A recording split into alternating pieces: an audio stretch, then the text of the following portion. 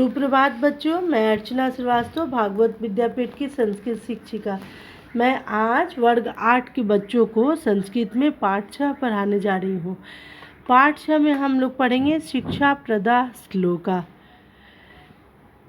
पहला श्लोक है हमारा, आलस्य ही मनुष्यानाम शरीरस्थो महान रिपु नास्ति उद्यम समो बंधु कुर्बानो नावसीदति।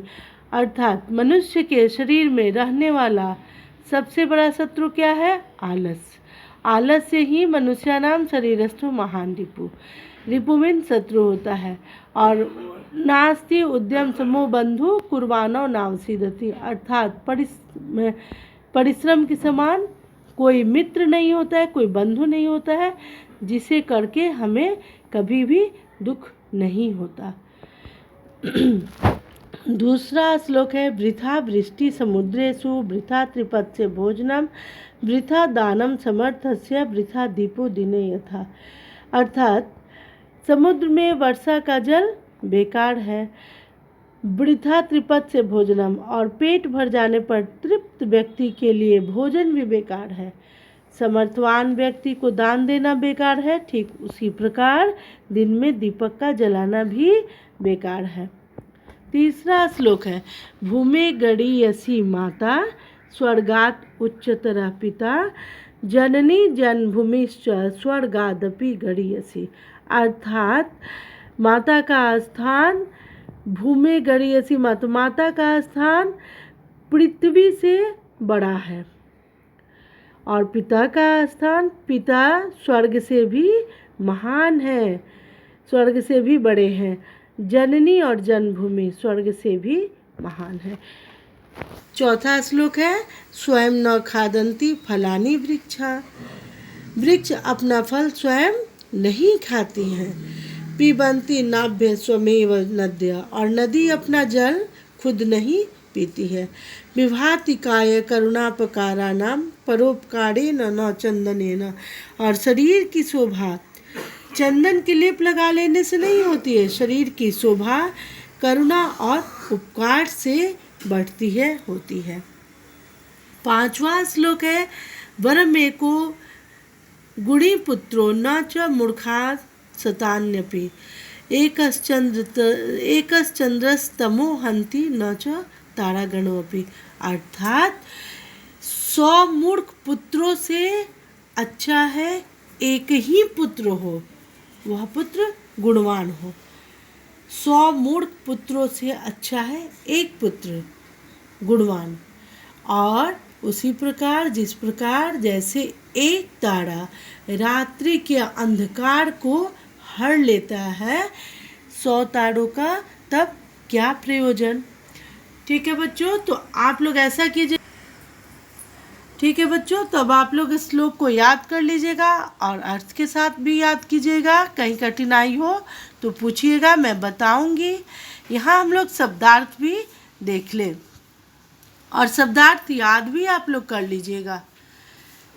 आलस्यम आलस्य, रिपु शत्रु, उद्यम समम परिश्रम के समान, कुर्बाना करता हुआ, वृथा बेकार, वृष्टि वर्षा, त्रिपत्स्य संतुष्ट को, समर्थस्य धनी के लिए, दीपक दानम दान, भूमे भूमि से, गरीयसी बड़ी महान,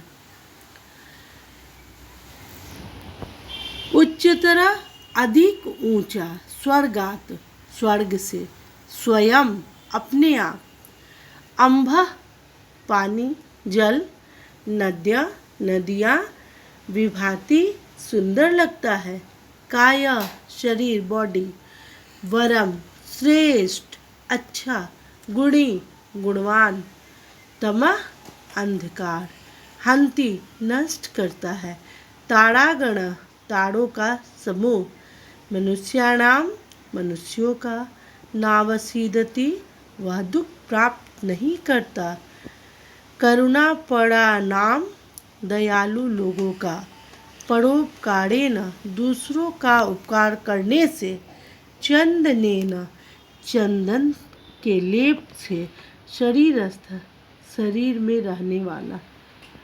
ठीक है, तो आप लोग इसको याद कर लीजिएगा, और कहीं कोई कठिनाई हो तो हमको।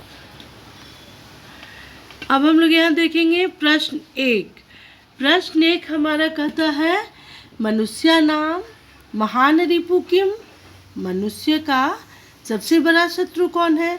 तो हम कहेंगे आलस्य ही मनुष्य नाम महान रिपु अस्ति, क्योंकि आलस्य ही शरीर में, मनुष्य के शरीर में रहने वाला सबसे बड़ा शत्रु है। त्रिपद से किम वृथा? तृप्त व्यक्ति के लिए क्या बेकार है? तो त्रिपद से भोजनम वृथा, तृप्त व्यक्ति के लिए भोजन बेकार है। दिने कह वृथा? दिन में क्या बेकार है? दिने दीपक वृथा, दिन में दीपक जलाना बेकार है।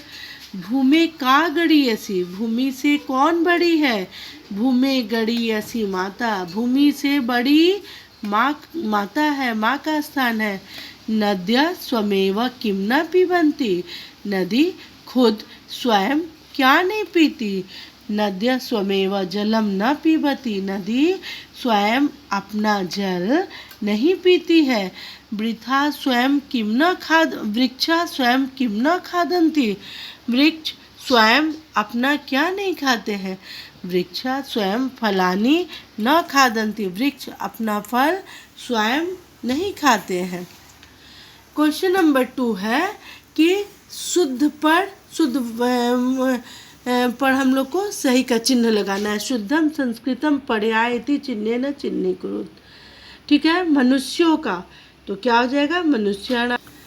चलिए बच्चों, हम लोग सेकेंड वाला करते हैं। सही शब्दों पर हम लोग सही का टिक करेंगे। मनुष्यों को मनुष्यान, शत्रु रिपु, भूमि से भूमे, समुद्रों में समुद्रेशु, स्वर्ग से स्वर्गात। यहाँ क्वेश्चन नंबर 3 में हम लोग क्या किए हैं? मंजूषा से लेकर शब्द हम लोग श्लोक को पूरा कर दिए हैं। तो भूमि माता गड़ीयसी, स्वर्गात पिता उच्चतरा, जननी जन्मभूमिश्च स्वर्गादपि गड़ीयसी। ठीक है, अब हम लोग क्वेश्चन नंबर 4 को भी देख लें। सत्यम और असत्यम। सत्य मीन्स सही और असत्य मीन्स गलत। पहला है क, आलस्य मनुष्य नाम रिपु अस्ति? आलस्य मनुष्यों का शत्रु है, सत्यम। ख, समुद्रेषु वृष्टि वृथा भवति? सत्यम, समुद्र में वर्षा बेकार होता है। दिने दीपो वृथा भवति? दिन में दीपक का जलाना बेकार होता है, सत्यम। पिता स्वर्गात उच्चतर भवति? पिता स्वर्ग से भी ऊंचे होते हैं, सत्यम। समर्थस्य दानम वृथा न भवति? समर्थवान व्यक्ति के लिए दान नहीं होता, सत्यम। यहाँ क्या हो जाएगा? समर्थवान व्यक्ति के लिए दान बेकार नहीं होता। तो समर्थवान व्यक्ति के लिए दान क्या होता है? बेकार होता है ना, तो असत्यम हो गया। और नद्या जलम स्वयं पीबन्ति? नदी अपना जल स्वयं पी लेती है? नहीं, तो यहाँ असत्यम हो गया। चलिए, अब हम लोग क्री धातु का लट लकार में रूप को पढ़ेंगे। करोति, कुरुता, कुर्वन्ति। मध्यम पुरुष में करोसि, कुरुथा, कुरुथा। और उत्तम पुरुष में करोमि, कुर्वा, कुर्मा। ठीक है, तो बच्चों आप लोग ध्यान दीजिएगा इस पाठ पर, और कहीं कोई दिक्कत आए और अगर कहीं हमसे भी कोई मिस्टेक हो तो बता दीजिएगा। धन्यवाद बच्चों।